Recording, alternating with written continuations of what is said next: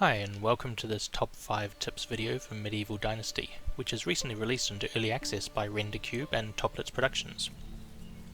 Medieval Dynasty, if you've not heard of it, is a first-person survival crafting adventure where you gather resources to construct a village and draw followers to populate it, growing over time in size and complexity. In this video I'll look at 5 top tips to help you get off to a great start in this game. Number 1. Location, location, location.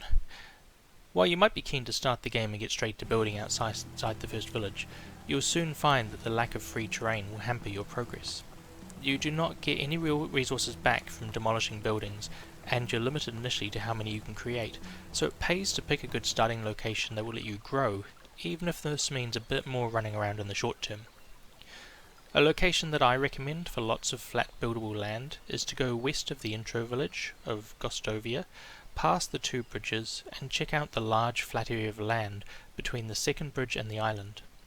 I started building closer to the bridge due to the forest there to be able to harvest trees. This should give you plenty of land and resources to expand your settlement. Number 2. Understanding skills and technology. The game has an interesting mechanic to control skills and blueprints that can be a bit hard to understand at first. Skills are how good your character is personally at doing something. Like many games, say the Elder Scrolls series for example, the more you do those actions, the more XP you get in that branch to use to improve. Some of the perks are really useful, such as the one that lets you see herbs and feathers on the ground. Remember to check out my tips on feathers later in this video. When you do certain actions, you also gain points towards the tech tree for that branch, which in turn unlocks new buildings. And within each level you can also pay gold to unlock item blueprints after you've unlocked the required building. So yes, that means to build a food storage granary you do need to go and build and hoe some fields, even if you have no intention of actually planting anything at this time. I found 2 fields was enough for me to unlock that building requirement, so it was fairly easy. Number 3. Do the quests, especially the main ones. While you might be really keen to get down to harvesting and building, you will reach a limit where others will not join your village until you have enough reputation. At the end of one of the early quests, and yes, some of them are a bit annoying, where you have to cut down a whole lot of trees for a really lazy village leader, a bit after that you'll get a significant bump to your reputation. This also lifts the restrictions on the number of buildings, so it's really important to do these quests.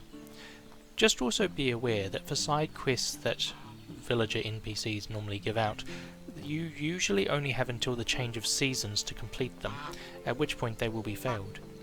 You can open the quest journal and click follow to make a marker to show on your screen to help you find your way.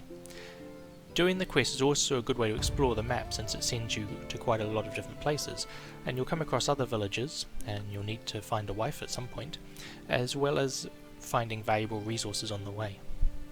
Which brings us to number 4. Really useful items. There are a number of things in the world that can be used, but here are some items that I didn't think were so important until much later in the game. Many of your items, or these useful items, can be seen in inspector mode by pressing the Alt key, especially if you upgrade the required skill to be able to spot plants and feathers. Firstly, spears. Always carry about 4 or 5 of these in the beginning. Making them improves your crafting skill, and when you're being charged by a boar or a wolf, you want to be able to throw one and still have more left as a backup in your hand to defend yourself. Even when you eventually get a bow and arrows, they take a long time to draw and aim, so having a spear handy is a great quick defensive weapon. Next up is berries. Now, I'm not sure if this will be patched to fix this, but berries, aside from being a good food source because they raise both your food and water levels, they're also one of the best ways I found to make money in the early game. The downside is they're only harvestable in summer, but the upside is that you'll get 4 or 5 berries per gather action, and they sell for 1 gold each. It's really easy to come across a bunch of berry bushes and in a few minutes come away with a few hundred berries, which you can then directly sell for a few hundred gold. I definitely recommend stocking up in the first summer and putting away that gold, because you will have to pay tax the next spring, so this is a great way to save for it.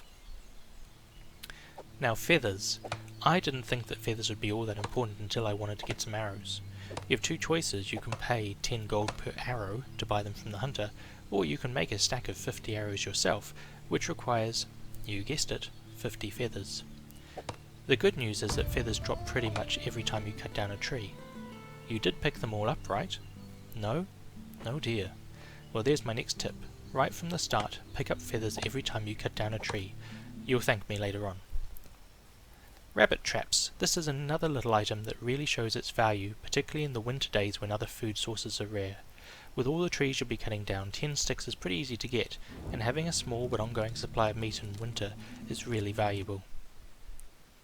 And our last tip, number 5, check the knowledge database. In the journal section, it's easy to miss the section at the end, which is actually a database of topics.